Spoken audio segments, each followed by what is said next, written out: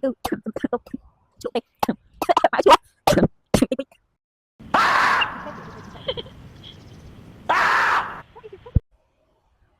Tờ, ngày nay dương mình dạyអំពីការងារអ្វីខ្លះដែល AI គាត់ពិបាកដណ្ដើមនិងពិបាកជំនួស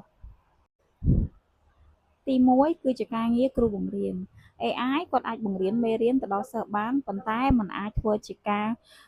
គ្រូដែលជួយលើកទឹកចិត្តសិស្សក៏ដូចជាបង្រៀនសីលធម៌និងការជំរុញទៅដល់សិស្សបានទេទី2គឺសំទោសឆ្លក់ទេម៉ែអើយឆ្លក់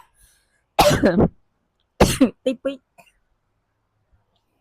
2គឺវិជ្ជបណ្ឌិតជាមួយនឹងគិលានុថវិកាអញ្ចឹង AI គាត់អាចវិភាគទៅតាមជំងឺប៉ុន្តែគាត់មិនអាចវិតម្លៃនិងពិនិត្យពិសេសលើការប្រឹក្សាផ្ដល់យោបល់ដែលស្មុគស្មាញទៅដល់មនុស្សបានទេទី2អ្នកចិត្តវិទ្យាអញ្ចឹង AI គាត់មិនអាចធ្វើជាការយកចិត្តទៅដល់មនុស្សក៏ដូចជាផ្លូវអារម្មណ៍ទៅដល់មនុស្សបានទេអញ្ចឹងនៅតែត្រូវការមនុស្សដើម្បីធ្វើការងារទាំងអស់ហ្នឹង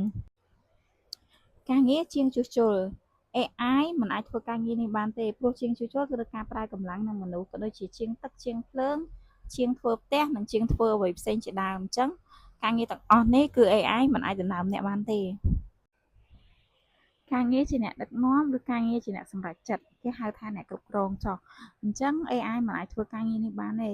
ព្រោះការងារនេះគឺត្រូវធ្វើការមនុស្សអ្នកទៅធ្វើការងារបន្ទាប់គឺជាការងារតាក់ទងជាមួយនឹងសិល្បករនិងអ្នកច្នៃប្រឌិត AI ក៏អាចបង្កើតរូបភាពអត្ថបទដើម្បីឲ្យវាផុសចេញបានប៉ុន្តែ AI មិនអាចដឹងថាតើជំរឿចិត្តនៃអត្ថន័យនៃសិល្បៈឬរូបភាពច្នៃប្រឌិតហ្នឹងវាជ្រាលជ្រៅយ៉ាងប៉ុណ្ណាអញ្ចឹងគឺត្រូវការមនុស្សជាអ្នកធ្វើការងារហ្នឹងការងារជាប៉ូលីសទាហានឬអ្នកពលរដ្ឋអគ្គិភ័យការងារទាំងអស់នេះគឺត្រូវការភាពក្លាហានការសម្រេចចិត្តនិងភាពអត់ធ្មត់ខ្ពស់មែនទែនអញ្ចឹង AI មិនអាចធ្វើការងារនេះបានទេអ្នកលក់និងអ្នកជំនាញជោគជ័យការកសាងទំនាក់ទំនងការចរចានិងការយល់ចិត្តគឺនៅតែ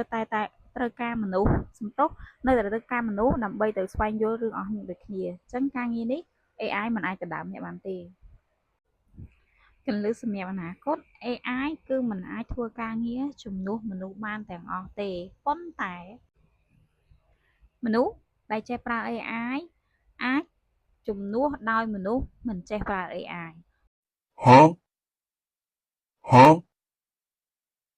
អញ្ចឹងយកយ៉ាងណាដែរសម្រាប់អ្នកទាំងអស់គ្នាតើគួររៀនប្រើ AI ដែរឬទេសម្រាប់ខ្ញុំបច្ចេកវិទ្យា AI វាល្អម្យ៉ាងមិនល្អម្យ៉ាង50-50ប៉ុន្តែឥឡូវបច្ចេកវិទ្យា AI ដាក់ដល់ចំនួន AI agent នេះអ្នកទាំងអស់គ្នាស្គាល់ AI agent ទេចាំជួបគ្នាវីដេអូក្រោយខ្ញុំនឹងប្រាប់ថា AI agent ជាអ្វី